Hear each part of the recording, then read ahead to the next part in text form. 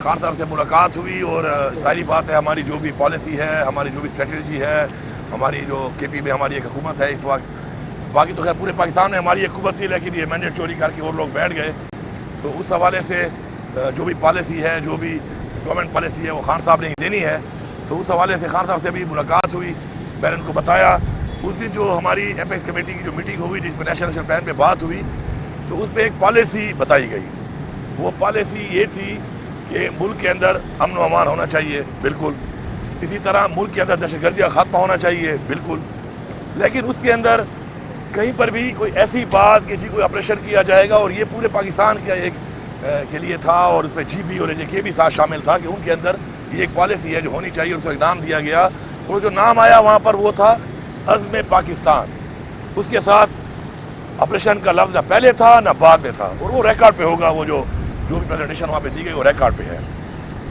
اب بات یہ ہے کہ ہم بالکل اس چیز کو مانتے ہیں، اور ہم نے اس چیز کو ثابت کیا ہے کہ پاکستان کے اندر جب ہماری حکومت تھی، عمران خان صاحب کی حکومت تھی، تو دہشت گردی میں بہت بڑی کمی آئی۔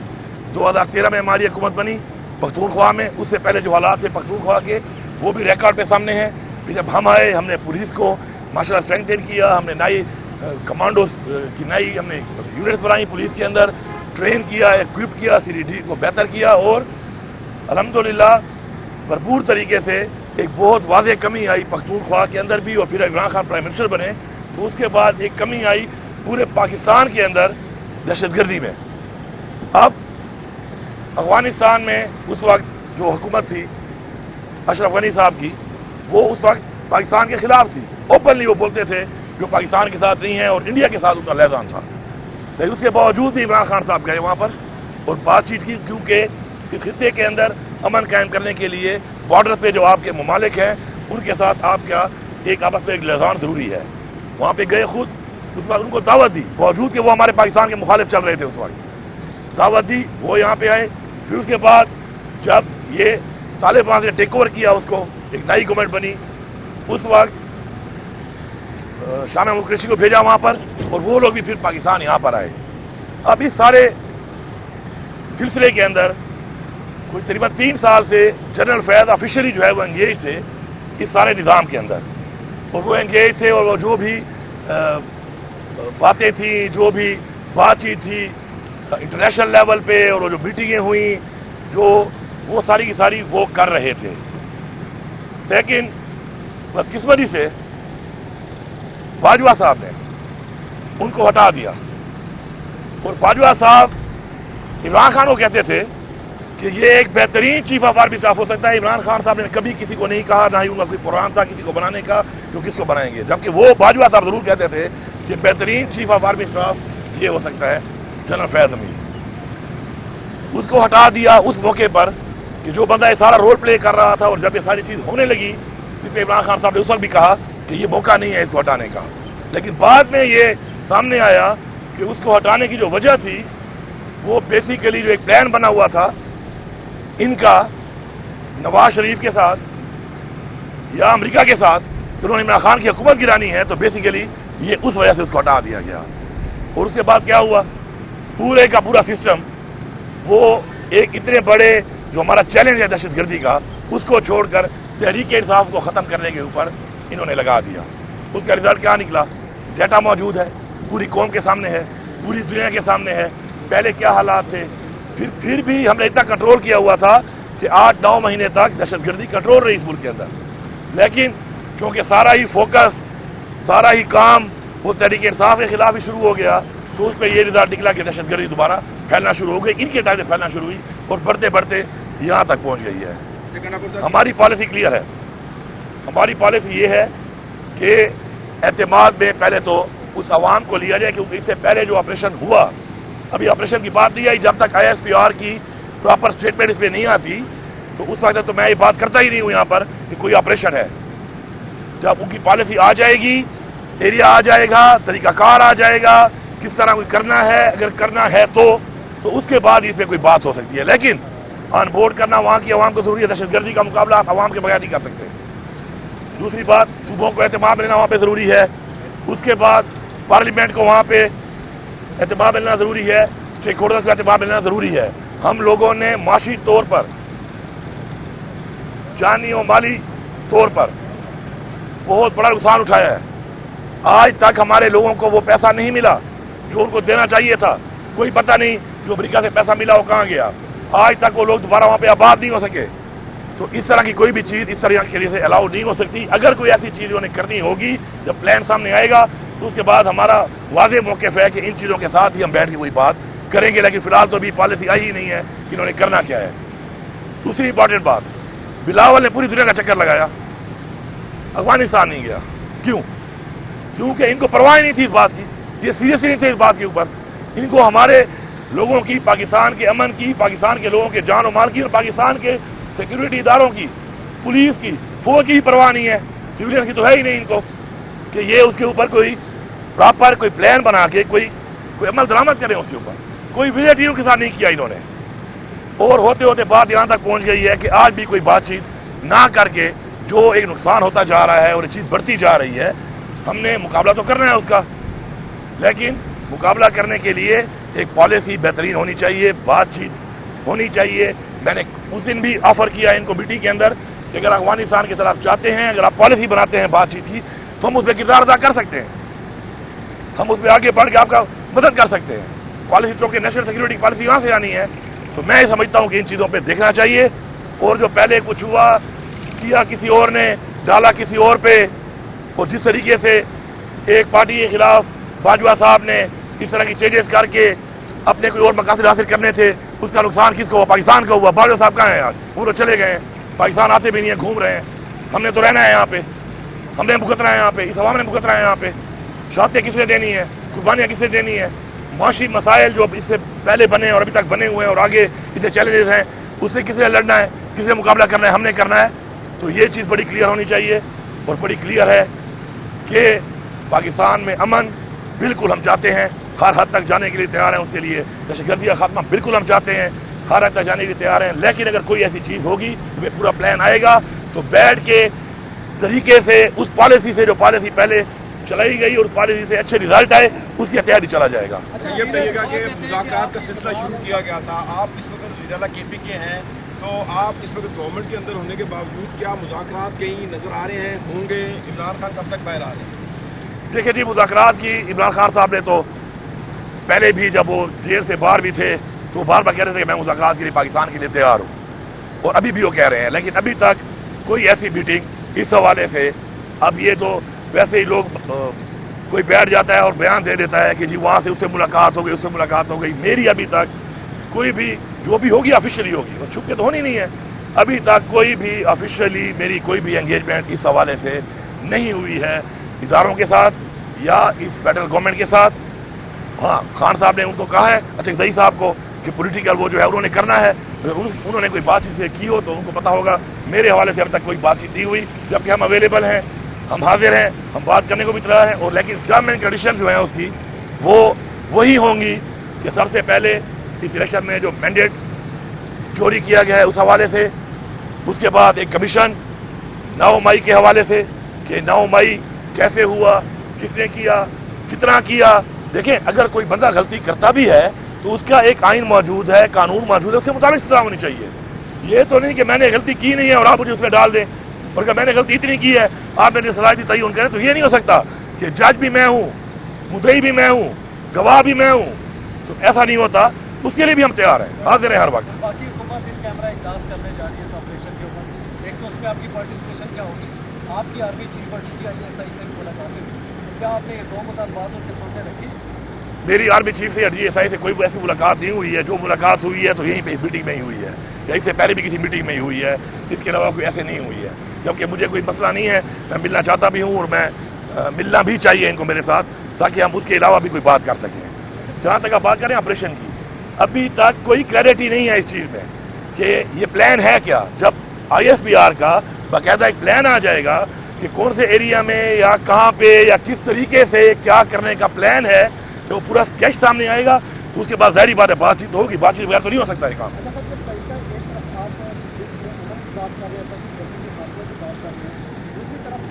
دیکھا جائے آپ کے اور گورنمنٹ کے درمیان خاص جنگ چل رہی ہے. ایک بات، اور دوسری بات یہ کہ جتنی فوری طور پر وفاق میں جو ہے اس وقت آپ کی PTI جو ہے وفاق کے آنے کے لیے تیار ہے، اس کا حصہ کرنے کے لیے تیار ہے اور جو جانچ کی صورت ہے وہ جاری ہے، مکمل ہو چکا ہے، کب کیسے ختم ہوگی جب تک آپ خود کا سسٹم نہیں آئے؟ پہلی بات تو یہ ہے کہ آپ ہی ہر بات پہ جو لے آتے ہیں، میں کوئی 18-20 دنوں بعد آپ کی سوال کرتے ہیں تو مجھے جواب دینا پڑتا ہے. میرا گورنر سے پہلے تو کام نہیں ہے، آئینی طور پہ گورنر کا کوئی صوبے میں کام ہی نہیں ہے. وہ روزانہ بیٹھ کے کبھی کہتا ہے 9 مئی کا مجرم ہے، کبھی کیا کہتا ہے، وہ 50 دفعہ میرے پہ الزام لگا چکا ہے. الحمدللہ میں ADC سے فائدہ بری ہو گیا ہوں اس کیس میں. اب حتیٰ کہ کے لیے تیار ہے، یہ بار بار اوپر اس طرح باتیں، اس کا تو کام ہی نہیں ہے پولیٹیکل باتیں کرنا. ایک پولیٹیکل وہ بنا ہوا ابھی تک اسے ذہن میں بیٹھا ہوا ہے کہ شاید وہ کیا تھا، انفارمیشن سیکرٹری ہے پیپلز پارٹی کا، پھر بھی میں اس میں چلو پھر رہا ہے، گھوم رہا ہے، چکر لگاتا رہے، میں برداشت کر رہا ہوں. اتنا امپارٹنٹ ہی نہیں ہے کہ کسی بات کی جائے. دوسری بات جو آپ کر رہے ہیں وہ بات پولیٹیکل سسٹم میں آنے کے لیے آپ یہ دیکھیں کہ میرا ایک بھرپور طریقے سے مینڈیٹ چوری کیا گیا ہے. اس سے پہلے الیکشن کے اندر میری پارٹی کا نشان لے لیا گیا، میرے لوگوں کو اٹھایا گیا، میرے لوگوں کو توڑا گیا. اور اس میں دیکھیں یہ قوم کوئی بیوقوف نہیں ہے. ایک ہی گاڑی میں 2 خواتین ہیں، ایک نعرے مار رہی ہے، ایک گاڑی چلا رہی ہے. وہ پورے پاکستان میں گھوم رہی ہے، چکر کاٹ رہی ہے، سزا کاٹ رہی ہے، نعرے مارنے والی ایک پریس کانفرنس کرتی ہے، آؤ جی کلیئر ہو گئی. مراد راز کے بارے میں کہتے ہیں جی 1700 کالیں ہماری ریکارڈ پہ، انہوں نے کہا ہے، ہم نے تو نہیں کہا، میڈیا پہ آپ نے ہی میڈیا پہ چلایا. ان 1700 کالیں ڈفرینٹ لوگوں کو کہ یہ کر رہا تھا، پریس کانفرنس کی، وہ فارغ ہو گیا. جن کی ایک کال نہیں ہے وہ مفرور ہیں یا جیلوں میں ہیں.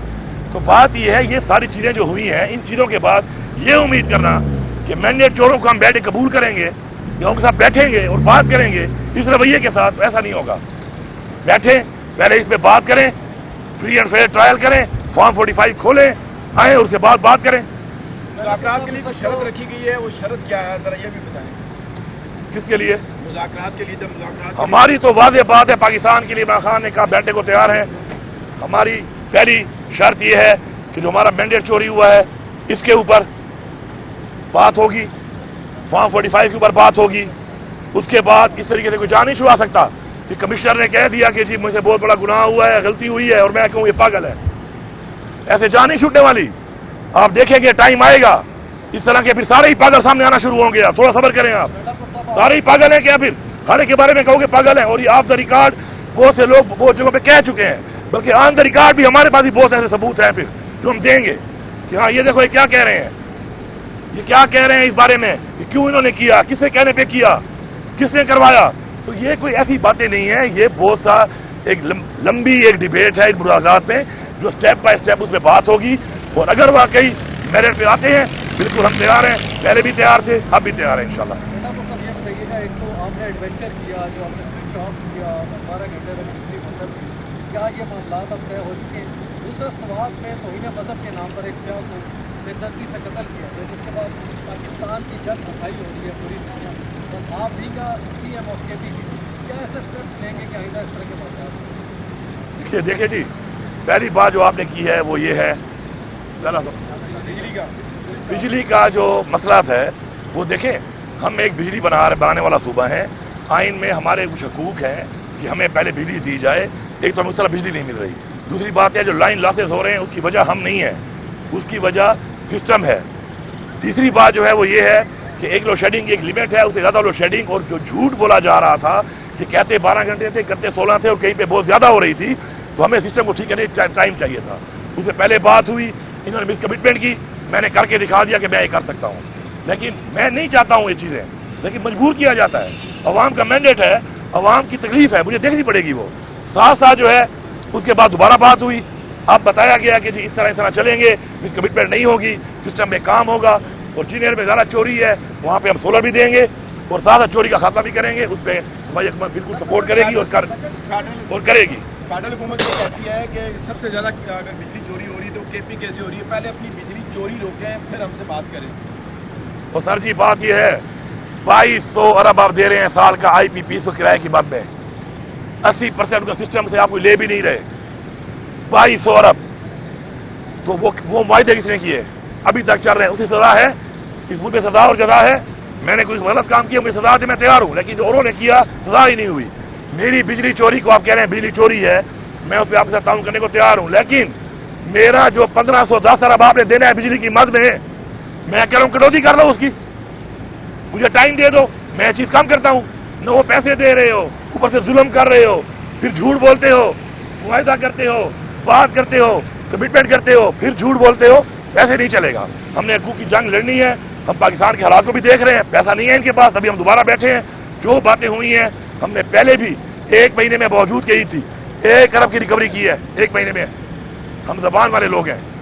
ہم جب بات کرتے ہیں اس کو پورا کرتے ہیں. جو بد زبانی کرے گا، جو بے زبانی کرے گا، وہ پھر یہ سمجھے گا اس طریقے سے وہ ہمیں حق لینے سے پیچھے ہٹائے گا. تو یہ انشاءاللہ نہیں ہوگا. ہم اپنے حقوق لینا بھی جانتے ہیں، قانون کے دائرے میں بات کرنا بھی جانتے ہیں.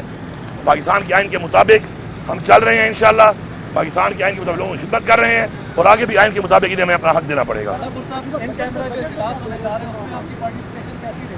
بالکل جی. دیکھیں یہ پارلیمنٹ، دیکھیں پہلے چیز کلیئر تو ہو جائے نا. اب تک کلیئرٹی نہیں ہے اس بات کی. جب تک ISPR میں کلیئرٹی نہیں آئے گی کہ یہ کس طرح، پہلے تو یہ کہ کیا آپریشن ہونا ہے. پہلے تو یہ سوال ہے کہ کیا آپریشن ہونا ہے. اچھا ہونا ہے، کہاں ہونا ہے، کس طریقے کا ہونا ہے، کس سائز میں ہونا ہے، اس کا اسکیچ کیا ہوگا. پہلے تو یہ بات جب سامنے آئے گی تو تب ہی ہم اس کے بعد کوئی بات کر سکتے ہیں. تو میں نے بتا دیا کہ اس کے بعد ہماری جو باتیں میں نے پہلے آپ کو ایکسپلین کر دی کہ ان باتوں پہ کے بغیر یہ نہیں ہو سکتا. بجٹ میں انہوں نے تو عوام کے لیے کچھ بھی نہیں دیا. شکر ہے ہم نے بہت کچھ دیا ہے. ہمارا عوامی بجٹ ہے. ہم نے ٹیکس فری بجٹ دیا ہے. ہم نے عوام کے لیے روزگار کے لیے لوگوں کے لیے پیسہ بھی رکھا ہے. ہم نے ہیلتھ کارڈ بھی رکھا ہے. اس کے اندر ہم نے پہلی دفعہ ہم نے تعلیم کارڈ رکھا ہے. فری تعلیم کی طرف ہم جا رہے ہیں اب اپنے محدود وسائل میں.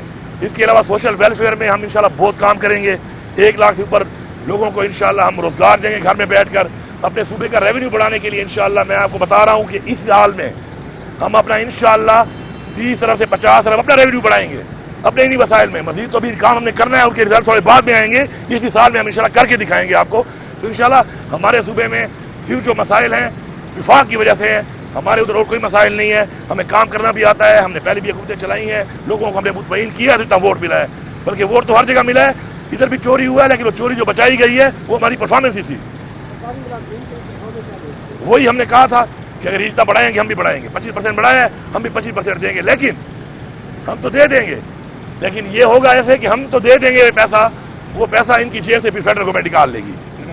یہ ہو رہا ہے. دوسری بات، اس پیسے کو بڑھانے سے مرجر میں صرف پہلے 35% اب 25%، جو 60% اضافہ ہوا ہے مرجر کے پیسوں میں کوئی اضافہ نہیں کر رہے، بلکہ اپنے پیسے بھی 600 ارب کے جو کمیٹڈ سے کم دیے ہیں. لیکن میں پھر بھی دوں گا انشاءاللہ. میں اپنی کمپلیٹ پوری کروں گا، پوری کر کے دوں گا. انہوں نے جو بجٹ دیا ہے یہاں سے دو وہاں سے لو، یہی بجٹ ہے. کافی سوال لے لیں سر. محسن نقوی صاحب سے بڑی ملاقاتیں آپ کی ہوئی، کہیں برف پگھلنے کی کوئی چانسز نظر آ رہا ہے؟ دیکھیں میری ملاقات محسن نقوی سے نہیں ہوتی. میری ملاقات ہوتی ہے انٹیریئر منسٹر سے، اور اس میں میرے صوبے کے جو مسائل ہیں، جو حالات ہیں، جس طرح کی چیزیں آ جاتی ہیں اسے ملاقات کرنی پڑتی ہے. تو وہ میں کر رہا ہوں. اور ظاہری بات ہے جب میں حق کی بات کروں گا، دلائل میں بات کروں گا تو دلائل کی باتوں کے بعد رزلٹ بھی آ رہے ہیں. پہلے ایک بات ہوئی اس میں کوئی مسائل آئے، پھر میں نے ریئیکٹ کیا، پھر ہم بیٹھے. اب ایک اور چیز پہ ہم نے ایک معاملہ طے کرنے کے لیے بات چیت کی ہے. انشاءاللہ وہ ہوگا. نہیں ہوگا پھر ہمارا آپ کے سامنے موقع بھی آ جائے گا. ہمارا آگے اس کے بعد کارروائی بھی آ جائے گی.